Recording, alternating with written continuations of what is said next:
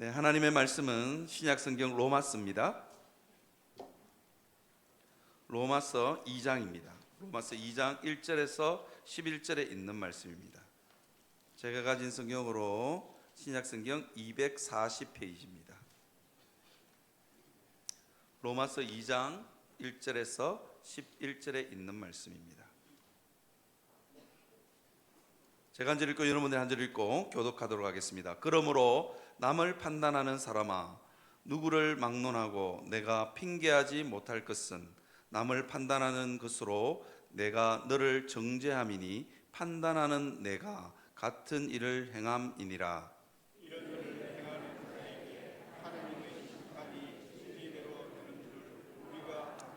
이런 일을 행하는 자를 심판하고도 같은 일을 행하는 사람아, 내가 하나님의 심판을 피할 줄로 생각하느냐?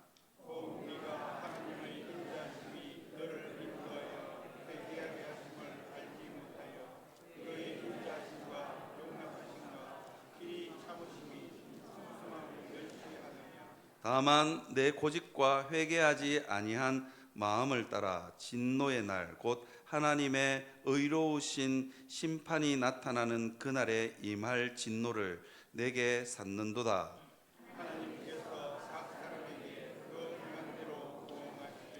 참고 선을 행하여 영광과 존귀와 썩지 아니함을 구하는 자에게는 영생으로 하시고,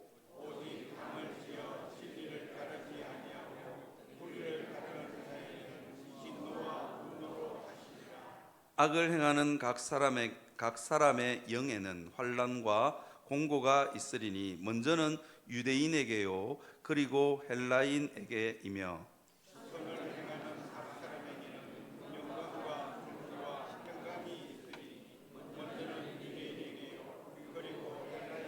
다 같이요. 이는 하나님께서 외모로 사람을 취하지 아니하심이라. 아멘. 네, 지난 연말부터 로마서를 강의하기 시작했습니다. 이렇게 되도록이면 본문에 빠뜨리는 부분 없이 차근차근 해서 8장까지 한번 인내를 가지고 한번 가보려고 합니다.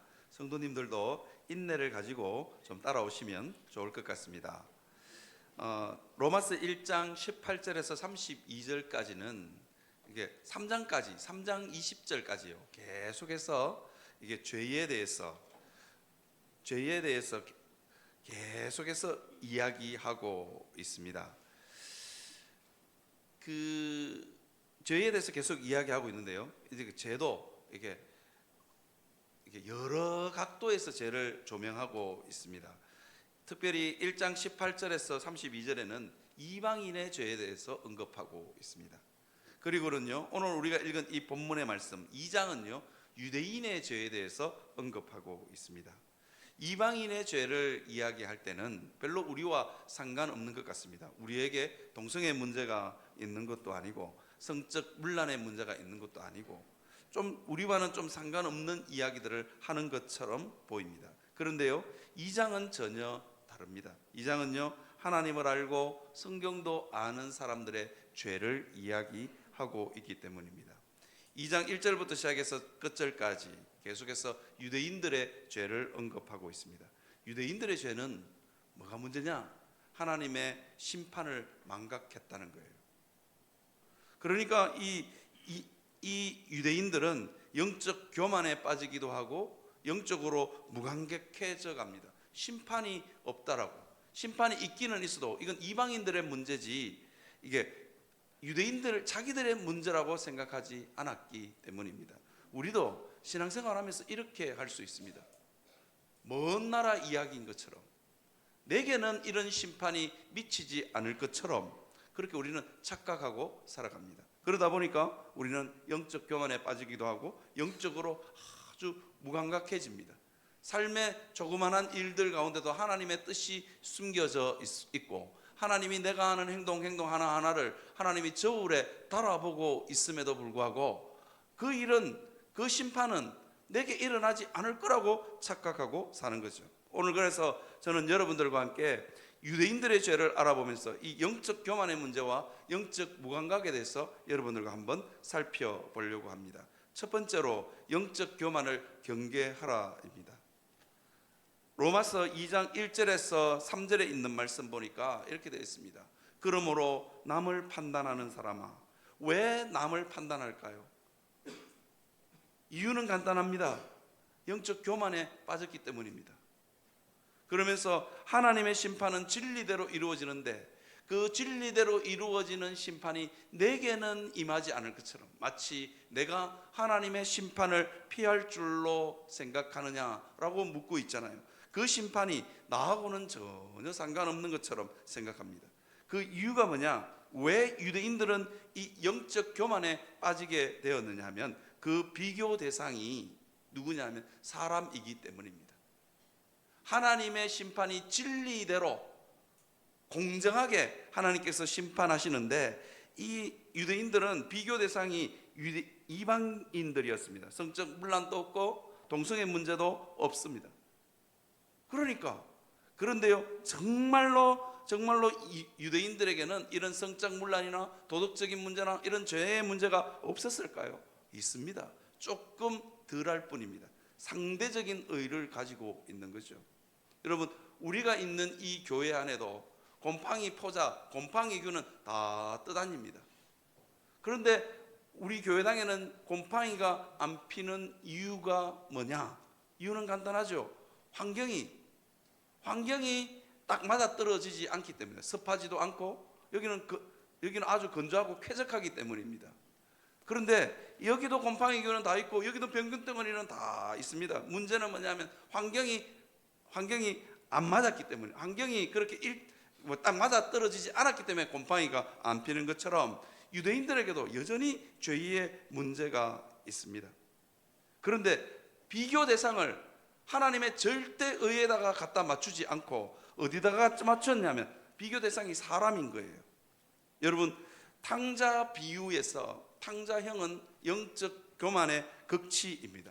왜 탕자의 형, 그 맏아들은 영적 교만에 빠질 수밖에 없었을까요? 가만히 보니까 자기 동생하고 자기하고 비교하니까 자기가 훨씬 나아. 자기는요 가출을 하지도 않았고, 그리고 아버지의 재산을 탕진하지도 않았고, 창녀들과 놀아나지도 않았습니다. 허랑한 방탕한 삶을 살지도 않았습니다. 그러니까 자기 동생하고 자기를 비교하니까 탕자 형은 내가 너무 의로운 것 같아, 내 너무 괜찮은 사람인 것 같아요. 비교 대상이 자기 동생인 겁니다. 그러니까 탕자 형은 언제나 분노를 가지고 살았습니다. 동생만 보면 화따증이 나, 동생만 보면 우라통이 터져요. 그리고 그 동생을 감싸도는 아버지를 보면 더 우라통이 터져. 이해를 못하는 거예요. 때때로 우리는 다른 사람을 보면서 판단하고 다른 사람을 보면서 분노하고 그렇게 하는 이유가 뭐냐? 내가 영적으로 교만하기 때문입니다. 왜 분노하느냐? 다른 사람의 눈에 있는 뒷걸은 잘 보면서 내 눈에 있는 덜보는 못 보는 거예요. 그래서 그런 겁니다. 다른 사람에게 죄가 보이기 시작하면 우리는 하나님 앞에서 나를 돌아볼 수 있어야 됩니다. 저 사람 왜 저래? 저 사람 도무지 이해가 안 돼. 그게 아니라요. 내 모습 가운데는 저런 모습이 없을까? 돌아볼 수 있는 사람이 겸손한 사람입니다. 교만한 사람은 절대로 그렇게 안 됩니다. 여러분, 혹시 높은 곳에 한번 올라가 본 적이 있는지 모르겠어요. 저는 아주 높은 곳에 한번 올라가 본 적이 있습니다. 파리에 가면 에펠탑이 있는데 비자 갱신하기 위해서 돈이 많아서 여행을 간 건 아니고 비자 한번 바꾸려고 파리에 갔는데 간 김에 돈 주고 에펠탑 꼭대기에 올라가 본 적이 있어요. 와우, 그 에펠탑은요 밑을 바라보는 기가 너무 좋습니다. 왜냐하면 철골 구조로 돼 있어가지고 그냥 에펠탑 위에서 밑을 보면요 그냥 보여요. 아찔합니다. 그런데 우리는요, 우리가 인생을 살면서 조그마한 차이들 보면서, 여러분 키가 1cm 크냐 2cm 크냐 이거 우리는 살면서 너무 중요하잖아요. 그 다음에 얼굴이 하얗냐 얼굴이 까맣냐도 너무 중요합니다. 그리고 배가 얼마나 나왔냐. 저는 요즘 우리 사람이 자꾸 밥만 먹으면 배를 쿡쿡 찔러요. 이배를 하고도 밥 먹냐고. 배가 나와본들 얼마나 나왔겠어요? 1m가 나왔겠어요? 2m가 나왔겠어요? 그 몇 cm 차인데도 우리는 그 조그만한 배 나온 거 보고도 배 나왔다, 배 들어갔다. 맨날 그럽니다. 우리는 조그마한 차이를 가지고 때로는 교만하기도 하고 때로는요 다른 사람을 정죄하고 판단하기도 합니다. 그런데요 이거 다 도토리 키재기 아니겠습니까? 도토리 쭉 세워놓고 키재면 뭐 얼마나 크겠어요? 1cm가 크겠어요? 2cm가 크겠어요? 그죠? 도토리 키재기입니다. 그거 뭐 한 1cm 미만으로 다 크기가 되는 거예요. 그런데 우리는 그 조그만한 차이를 보면서 그죠? 나는 괜찮다, 나는 의롭다고 생각합니다. 그래서 이게 사람이 비교 대상이 되는 순간 우리는 다 교만해집니다. 에펠탑 꼭대기 위에 가서 이렇게 밑을 쳐다보니까요 키 작은 사람이나 큰 사람이나 다 점이야. 그냥 까만 점 하나가 그냥 이렇게 막 돌아다녀요. 그 다음에 얼굴 노란 사람, 얼굴 하얀 사람, 얼굴 까만 사람도 그냥 점이에요. 우리는 피부 색깔이 좀 끔타, 그 다음에 피부 색깔이 좀 하얗다, 이거 가지고 얼마나 피부 톤이 어떻니 뭐 그러면서 늘 차별을 두잖아요. 에펠탑 꼭대기 위에서 보니까 똑같아. 그냥 다 까만 점이 돌아다녀요. 키 큰 사람이나 키 작은 사람이나 그냥 다 똑같은 거예요. 하나님이 하늘 위에서 인생들을 쳐다보시면 어떻게 보일까요? 우리는 내가 너보다는 낫다 뭐 그러고 살지만 하나님 보실 때는 잿덩어리 하나, 그냥 까만 잿덩어리 하나 그냥 돌아다니고 있을 뿐이에요. 그런데 우리는 자꾸 내 옆에 있는 형제자매와 나를 비교하기 시작합니다. 그래서 내가 좀 낫다. 그래서 영적 교만에 빠지게 되는 겁니다. 그러면서요 저 사람을 보니까 저 사람을 보니까 좀 나아 보니까 내 마음 안에 있는 죄가 안 보이는 거예요. 그리고 심판이 나를 왠지 피해갈 것 같아. 저 사람도 있는데 뭘, 이렇게 되는 거예요. 이게 영적 교만입니다. 여러분, 이사야 선지자가 하나님 앞에 선지자로 부름받을 때 우리는 유명한 장면이 이사야 6장에 기록되어져 있지요. 이사야 선지자가 했던 말 중에 가장 유명한 말이 여러분 이 들으면 잘 아실 겁니다. 이사야 6장 5절이죠. 그때 내가 말하되 화로다 나여 망하게 되었도다. 나는 입술이 부정한 사람이요 나는 입술이 부정한 백성 중에 거주하면서 만군의 여호와이신 왕을 배웠음이로다 하였더라. 이게요 하나님 천사들이 다 모여서 거룩하다 그렇게 천사들이 옷자락을 가리고 하나님 앞에서 찬양하기 시작합니다. 그 거룩하신 하나님 앞에 이사야가 딱 서는 순간 어떤 이유냐? 화로다 나여 망하게 되었도다. 우리가요 비교 대상이 하나님의 절대적인 의가 돼야지 내 옆에 있는 형제자매, 내 옆에 있는 사람들하고 나를 비교하면요 우리 영적 교만에 빠집니다. 이사야 선지자는 나름 자기는 괜찮은 사람이라고 생각했어요. 이사야 선지자는 보통 선지자가 아닙니다. 궁정 선지자입니다. 배울 만큼 배웠고 백성들한테 나름 존경과 인정을 받는 사람이 궁정 선지자 아니겠습니까? 선지자들도요 여러 가지 질이 있어요. 그냥 들판에서 외치는 선지자, 아모스 같은 선지자는 배운 것도 없고 농사 짓다가 그냥 선지자로 부름받은 사람. 그래서 메시지들이 거칠지요. 그런데요 이사야 선지자의 이 이사야서는 아주 부드럽고 메시지 자체가 굉장히 세련되고 귀적적입니다. 왜? 그는 궁정 선지자였기 때문입니다. 나름 자기가 괜찮다고 생각하고 자기가 의롭다고 생각했던 사람, 그 이사야가 하나님 앞에 부름을 받습니다. 그러면서 하나님이 뭐라고 그러냐면 하나님의 절대적인 의 앞에, 하나님의 절대적인 거룩 앞에 딱 서니까 화로다 나여 망하게 되었다. 인생들의 자기 마음 안에 있는 죄의 그 비참함을 자기가 보았다는 거죠. 그런데요 제가 여러분들에게 질문 드리고 싶은 말씀이 있습니다. 이사야 6장 5절을 한번 띄워 주시겠습니까? 이거 한번 맞춰 보십시오. 여러분, 나는 입술이 부정한 사람이요 나는 입술이 부정한 백성 중에 거주하면서 그렇게 이야기했거든요. 왜 이사야 선지자는 우리가 화로다 나여 망하게 되었도다, 죄를 가지고 있는 인생이 거룩하신 하나님 앞에 한번 딱 써보니 아이고야 망했구나, 나는 죽었다 깨어나도 천국 못 가겠구나 딱 느껴지는 거예요. 그런데 뒤에 말을 여러분 제가 노랗게 칠해놓은 저 부분을 왜 이사야 선지자가 고백했을까요? 나는 입술이 부정한 사람이요 나는 입술이 부정한 백성 중에 거주했다고 고백하거든요. 왜 이 고백을 했을까? 교회를 오래 다니셨죠? 2부 예배는 참 제가 안심하고 설교합니다. 교회를 오래 다니셨어. 여러분, 왜 이사야 선지자는 이 말을 했을까요? 한번 생각해 볼 대목 아닙니까? 이사야 6장 5절에서 뭐라고 이야기하고 있냐면 이렇게 이야기하고 있습니다. 이사야 선지자가 선지자로 부름받은 시대적인 배경을 설명하고 있는데 뭐냐면 우시야 왕이 죽던 해입니다. 여러분, 우시야 왕이 죽던 해가 뭐 그리 중요할까? 여러분, 우시야 왕이 누군지를 알면 왜 이사야 선지자가 나는 입술이 부정한 사람이고 내 입술이 부정한 백성 중에 내가 거주했다라고 말하는지 힌트가 나옵니다.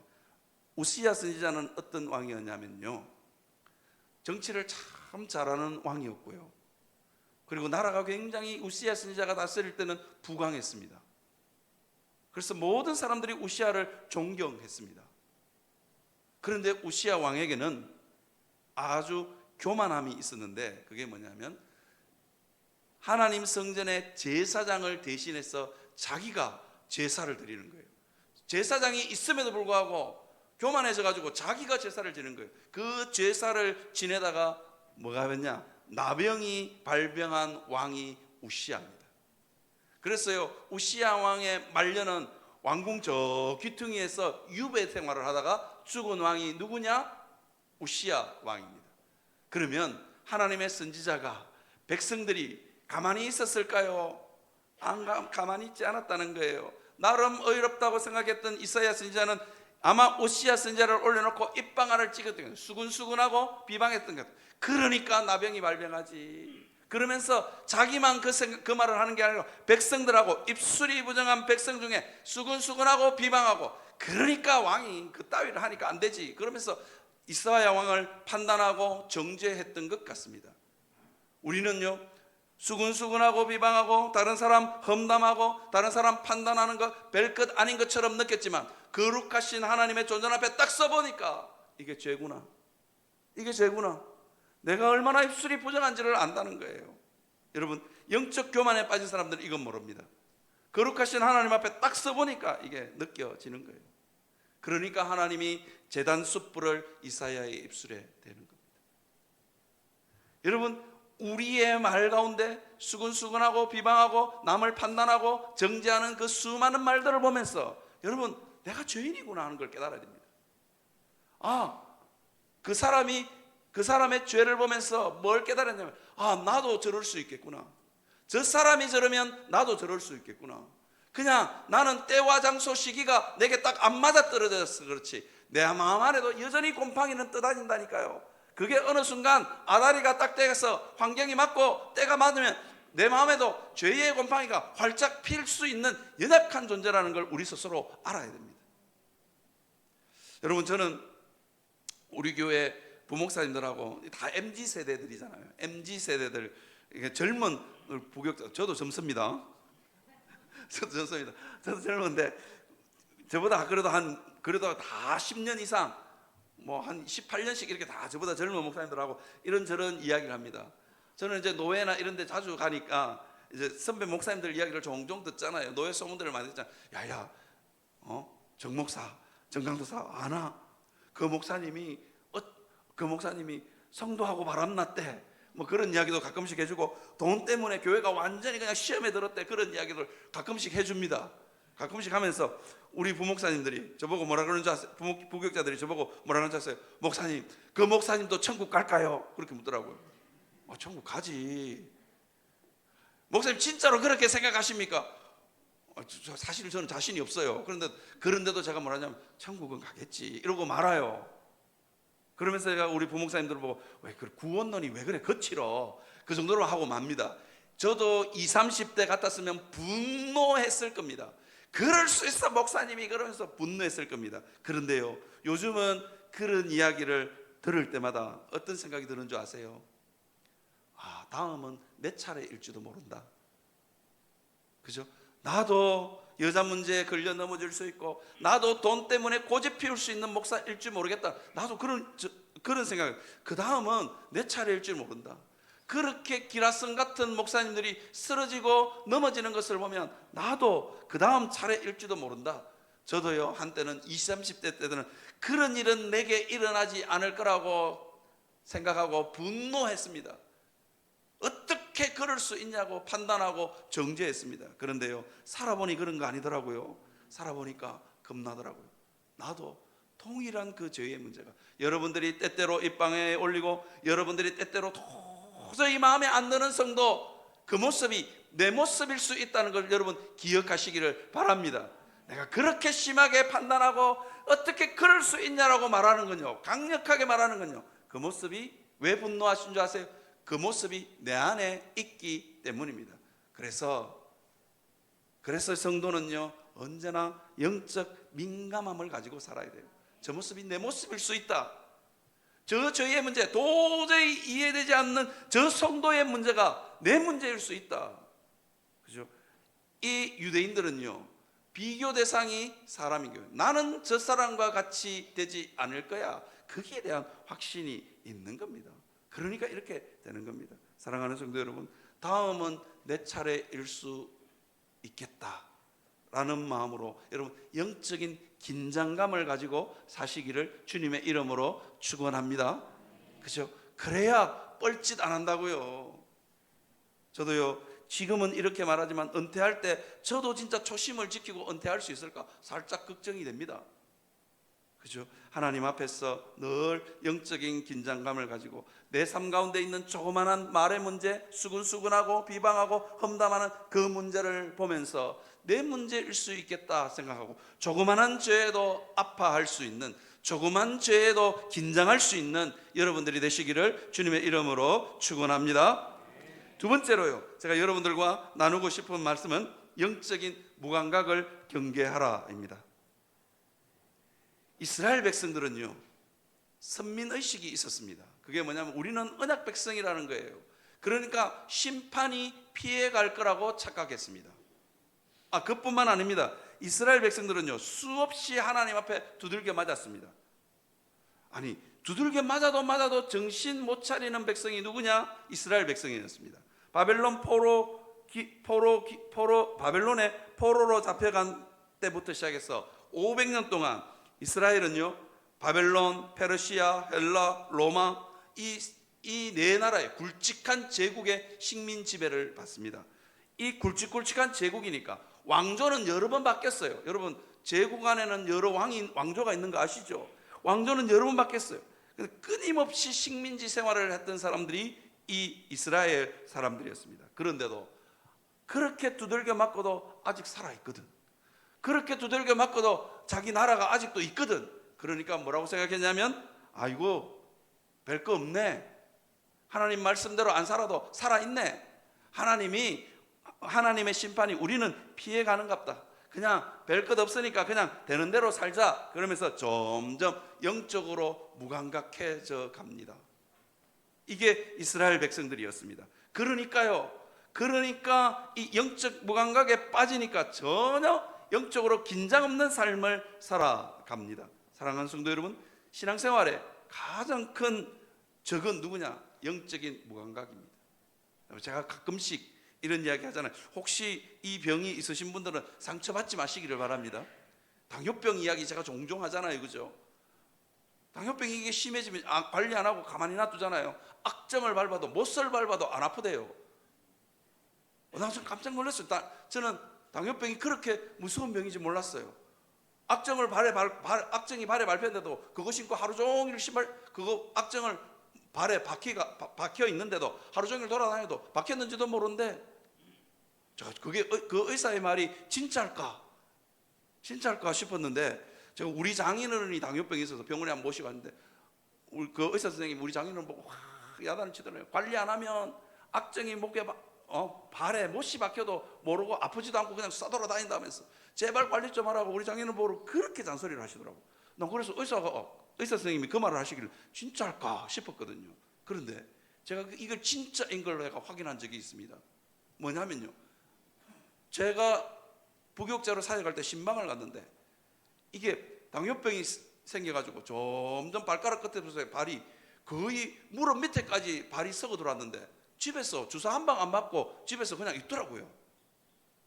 그것도 자꾸 거기서 진물이 나니까 좀 너무 잔인하긴 한데 검은 비닐봉지 있죠. 그것도 감싸가지고 왜 이거 싸놨냐 그러니까 이불에 자꾸 진물이 묻었어. 아니 발이 썩어가는데도 안 아프대. 병원 가자 그러니까 안 아프대. 여러분 이게 영적인 무감각입니다. 여러분 우리가 하나님 앞에서 두들겨 맞고 두들겨 맞다가 어떻게 되냐? 두들겨 맞을 때마다 아이고 주여 하고 하나님께 돌아갈 생각을 해야지. 자꾸 두들겨 맞다 보면 맞는데 이골이 나가지고 뭐 별것 없네, 맞고 살지 뭐, 맞고 내 마음대로 살지 뭐, 이럴 수 있는 게 인간이라니까요. C.S. 루이스의 책 중에 이런 책이 있습니다. 스크루 테이프의 편지라는 책이 있습니다. 이 책은 그냥 가상으로 이게 스크루 테이프가 이게 마귀가 회의하는 내용을 적은 내용이 잠시 나옵니다. 어떤 내용이냐면 이게 귀신의 대장 마귀가 귀신들을 지상에 사역하러 내려보낸 사역입니까? 사역하는 귀신들을 한 명씩 불러들여요. 제일 똑똑한 마귀부터 불러들여요. 야, 저놈은 진짜로 귀신으로서의 사역을 잘할 거야. 그러면서 불러들여요. 야, 너는 어떻게 사역하고 있니? 라고 물었어요. 그러니까 저는요 온 교회에다가요 질병을 막 갖다 퍼부었어요. 야, 잘했네. 그러니까 어떻게 됐어? 물었어요. 온 귀신들이 회의하면서 야, 그래서 어떻게 됐어? 물었어요. 그런데 처음에는 그런데 이 성도들이 아니 질병을 퍼부었는데 처음에는 아파 죽겠다고 난리더니만 나중에는 하나님께 매달려가지고 그냥 기도한다고, 하나님 고쳐달라고 기도하고, 나중에는 하나님 그 생명을 거두어가도 괜찮다고 기도하고. 야, 예수쟁이들 독종이라고. 그래서 마귀대장이 그럽니다. 뭐라 그러냐니까 야, 너 저 뒤에 가 있어. 그 다음 귀신을 불러드립니다. 너 한번 올라와봐. 너 참 인물도 좋고 똑똑한데 너 어떻게 사역했어? 그러니까 저는요 온 교회에다 그냥 파산을 그냥 쏟아부었어요. 성도들이 경제적으로 어려워서 난리 불고 울고 불고 난리 났어요. 이야, 그래서 성도들이 어떻게 됐어? 하나님을 원망했어? 그러니까, 아니요, 처음에는 울고 불고 하더니 나중에는 울고 불고 기도하던데요. 야, 너도 뒤로 가. 그 다음 마귀 그 다음 마귀도 꽤 능력이 있다는 마귀를 불러들였어요. 야, 너는 어떻게 사역했어? 저는요 온 교회에다가 미움과 갈등을 쏟아부었어요. 이야, 잘했네. 어떻게 됐어? 그러니까 뭐냐, 처음에는요 서로 막 싸우지만 나중에는 서로 잘못했다고 서로 부둥켜 안고 기도하고 울던데요. 야, 니도 뒤로 가. 그 다음에 제일 띨빵하고 제일 사역도 못하는 마귀 하나 불러 올렸어요. 야, 너는 어떻게 사역? 저는요 성도들한테 물질적인 복도 막 주고요, 건강의 복도 막 줬어요. 에이, 그렇게 사역해서 되냐고. 온 그 지옥이 난리가 났어. 그따위로 사역하냐고. 뭐 성도들에게 물질적인 복을 붓고 그 다음에 질병도 걷어가지고 아니 어떻게 그렇게 사역하냐고. 그러니까 성도들이 어떻게 됐어? 하나님을 찬양하고 난리 났지. 너는 그러니까 그렇게 사역하면 안 돼. 아니요, 그럴 줄 알았는데요. 성도들이 평안하니까 그냥 기도도 안 하고 그냥 다 자던데요. 야, 네가 진짜 귀신이라고. 여러분, 때때로 우리 삶 가운데 일어나는 일이 이와 같습니다. 영적으로 무기력해지면요 우리 삶의 작은 문제들, 이거 별일 없다, 그죠? 거기에 엄청난 하나님의 역사가 심기어져 있음에도 불구하고, 그죠? 전혀 긴장하지 않고 살아갑니다. 하나님이 유대인들의 삶 가운데 평안을 주신 게 뭐냐? 유대인들이 잘했어이냐? 그게 아니라 회개하고 돌아오라고요. 하나님이 잠깐 매를 탁 들고도 차마 못 때려서 하나님이 지금 기다리고 계신 거예요. 너 회개하고 돌아오라고. 하나님의 인자하심과 용납하심과 길이 참으심을 유대인들은 멸시했습니다. 하나님이 참고 계시는 거예요. 너 회개하고 돌아오라고. 불쌍해서 차마 못 때리겠다고. 그런데요, 유대인들은 이 영적으로 무감각해진 유대인들은요 그 하나님의 길이 참으심을 멸시했습니다. 별일 안 생기대. 하나님 말씀대로 안 살아도 별일 안 생기대. 뭐 별일 생겨도 다 살 길은 있대. 뭐 기도 안 해도 살 길이 열리대. 이러고 살아가는 게 우리입니다. 그런데요 오늘 성경은 분명하게 우리에게 이렇게 이야기하고 있습니다. 하나님은 행한 대로 갚으신다. 행한 대로 갚으신다. 그죠? 어느 날 갑자기 뻥 하고 터집니다. 그러니까 우리는 늘 영적인 긴장감을, 그죠? 영적인 긴장감을 가지고 살아야 합니다. 삶의 작은 문제에도, 별것 아닌 그 문제에도 하나님의 징계하심이 담겨 있고, 때로는요 별것 아니는 그 문제에도 하나님의 복이 숨겨져 있을 수도 있다는 거예요. 그냥 넘겨가. 하나님의 징계도 우리의 일상의 삶에 숨겨져 있지만 하나님의 복도 우리의 일상의 삶에 숨겨져 있습니다. 그런데 그것 모르고 그냥 넘어가는 거예요. 넘어가. 그죠? 제가 지금 이신칭의를 거부하거나 행위구원을 이야기하는 게 아닙니다. 이게 정말 오늘 본문은요, 이게 신학적으로 굉장히 논쟁이 많습니다. 왜냐하면 로마서 2장 7절부터 10절에 있는 내용 한번 띄워주시겠습니까?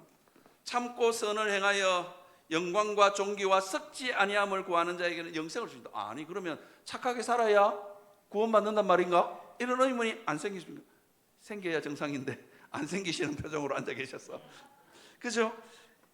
이게 행위 구원을 이야기하고 있는 거 아닙니다. 그 다음에요, 오직 당을 지어 진리를 따르지 아니하고 불의를 따르는 자에게는 진노와 분노로 하시리라. 하나님 앞에 악하게 살면 지옥 간다. 이거 세상 사람들이 늘 말하는 겁니다. 그런데 사도 바울도 로마서에서 동일하게 이야기하고 있거든요. 이게 행위 구원인가?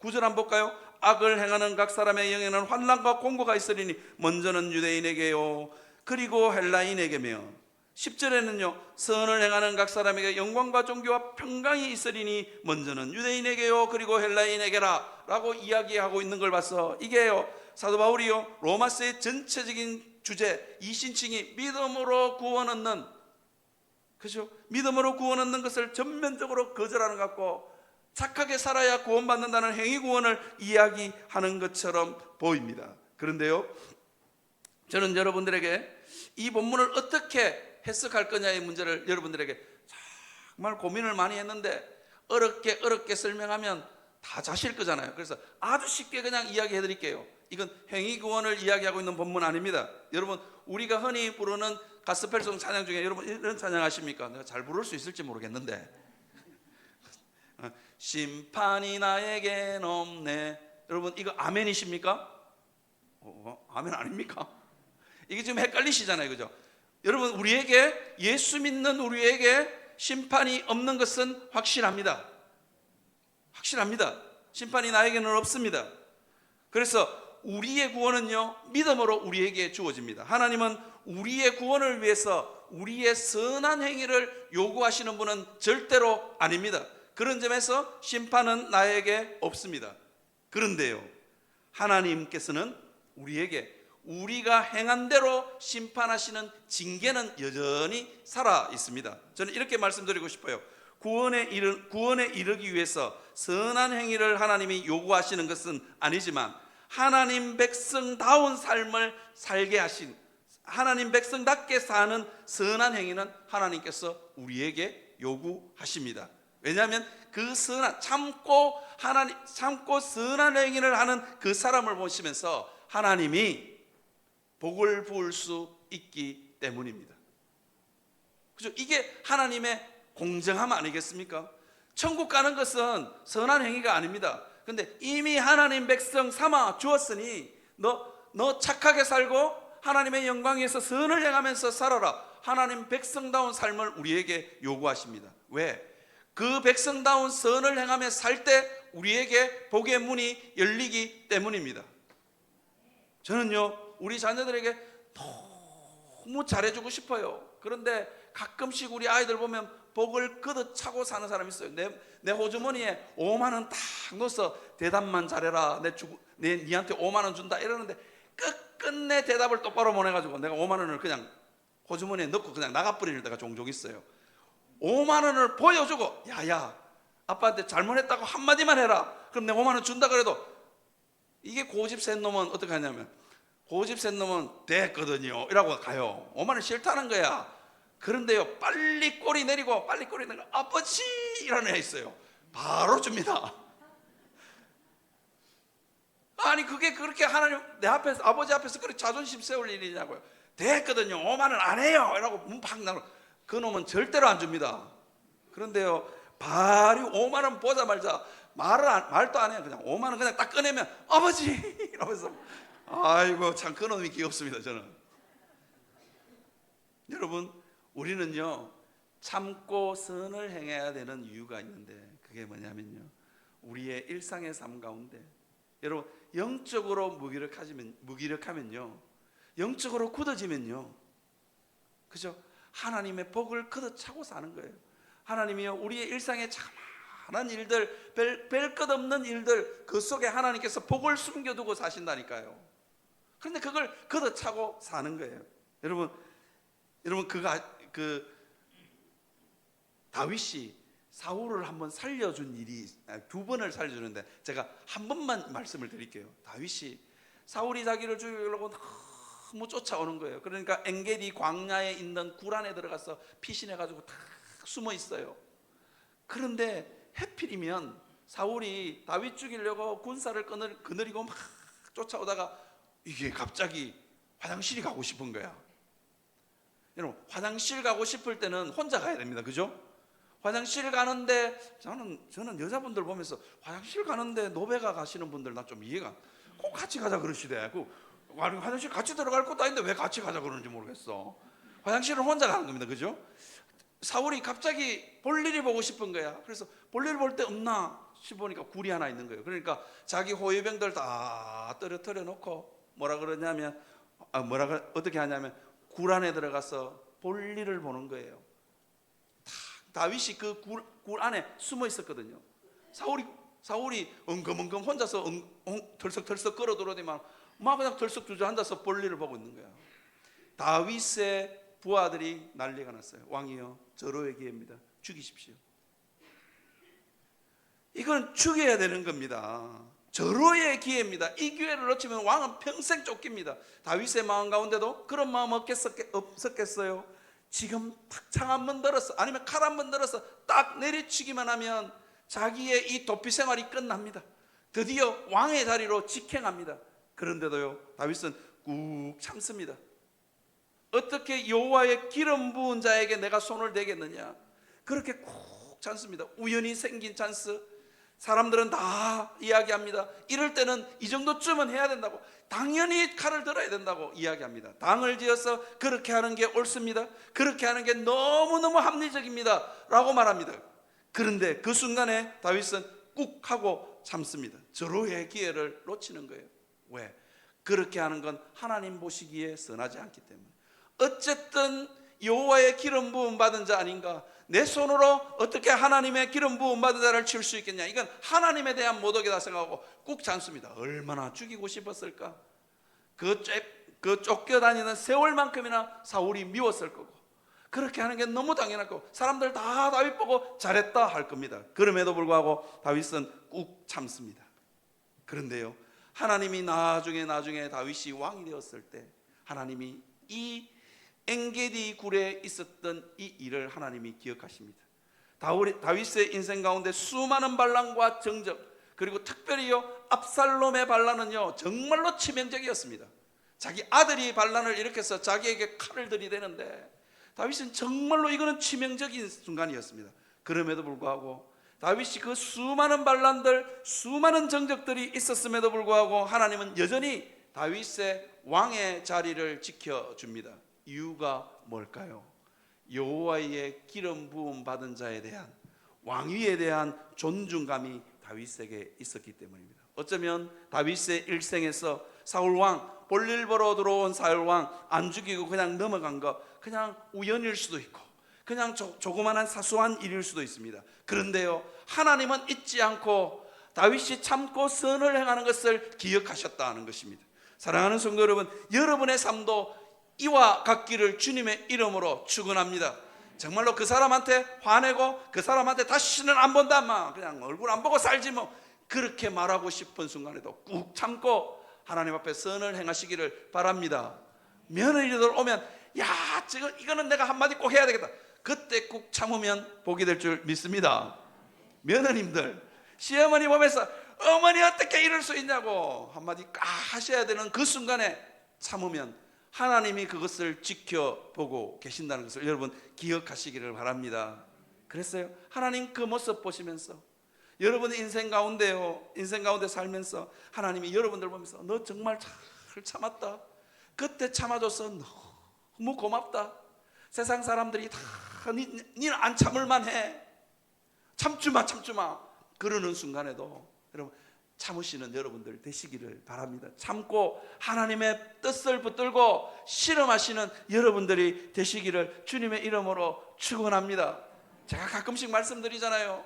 제가 우리 고향교회 형님, 지금은 서울에서 큰 교회 하시는 큰 교회를 하시는 형님, 제가 가끔씩 이야기 드리잖아요. 미국에서 진짜 10명 데리고 목회할 때 큰 교회에서 청빙이 들어왔어.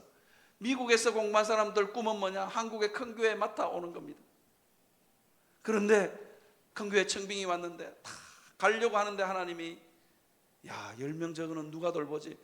알았어요, 하나님, 안 갈게요. 미국에서 큰 교회를 읽었어요. 미국에서 2,000명 교회는 한국의 10,000명 교회입니다. 그런데 한국에서 3,000명쯤 되는 교회가 청빙했어. 그 애가 그 목사님 아들이 아빠 한국으로 돌아가면 왜 아빠 마음대로 하냐고. 미국의 벽은 석고보드입니다. 우리나라처럼 콘크리트 아닙니다. 벽을 쳐가지고 아빠 한국으로 가면 난 너무 진짜로 아빠 안 볼 거야 하면서 벽을 쳐가지고 벽에다가 구멍을 내고 가야 될지 말아야 될지. 그때도요, 그 미국의 재정 탄탄한 교회 내버려두고 한국으로 왔다는 거 아닙니까? 사랑하는 성도 여러분, 하나님이 그러시더래요. 하나님, 나한테 이렇게 좋은 교회 맡기신 이유가 뭐니까, 최 목사야, 그때 너 10명 교회 안 버리고 가줘서 너무 고맙다고. 상담하는 목사님들마다 가야지 당연히. 자기 부인에게도 여보 나 갈까? 당연히 가야죠 여보. 교인들에게도 물었어요. 갈까요? 목사님 아쉽긴 하지만 가십시오. 그런데도 하나님, 이 10명 내가 도저히 남겨두고 발이 안 떨어집니다. 그래서 하나님이 그러시더래요. 최 목사야, 그때 너무 고마웠다고. 사랑하는 성도 여러분, 때때로 참고 선을 행했어. 너 정말 잘 참았고 그때 너무 고맙다 소리 듣는 여러분들 되시기를 바랍니다. 일상에 참고 행하는 그 일 속에 하나님의 복의 문이 열릴 줄 믿습니다. 그래서 여러분, 영적인 긴장감을 가지고, 영적인 민감함을 가지고 제발 무감각하지 마시고 삶 가운데 일어나는 작은 문제들에 하나님의 복을 발견할 수 있는 영적인 눈이 열리시는 여러분들 되시기를 바랍니다. 아주 사소한 일처럼 보이는 일이라도 이게 자칫 잘못하면 하나님의 큰 징계가 임할 줄 알고 임하는 일인 걸 분간할 수 있었으면 좋겠습니다. 저는 목회를 하면서 가끔씩 그런 순간이 있습니다. 장로님들도 교인들도 별것 아니라고 생각하지만 어느 순간 목사가 딱 긴장하는 순간이 있습니다. 이거는 잘못하면 큰일 나겠구나. 진짜로 큰일 나겠구나. 제가 아까도 말씀드렸잖아요. 저는 여자들에게 별로 인기 없는 목사입니다. 생긴 건 괜찮은데 저는 여자 문제 없을 거라고. 그런데요, 어느 순간에는 이거 조심해야 된다. 어느 순간에는 조심해야 된다는 생각, 딱 긴장합니다. 영적으로 무감각해지면 전혀 그런 것들을 그냥 넘기게 됩니다. 그러면 사고 나는 겁니다. 사랑하는 성도 여러분, 영적으로 늘 깨어 있어서 사소한 일에도 하나님의 복을 발견할 수 있고 사소한 일에도 하나님의 심판을 볼 수 있는 여러분들이 되시기를 주님의 이름으로 축원합니다. 오늘 설교 제목이요, 믿음으로 바라보기입니다. 아주 사소한 일에도, 내 옆에 형제의 사소한 문제에도, 말하고 싶은 그 순간에도 여러분 믿음으로 그 형제를 바라보시고 믿음으로 여러분들 삶 가운데 있는 상황을 바라보시는 여러분들 되시기를 주님의 이름으로 축원합니다.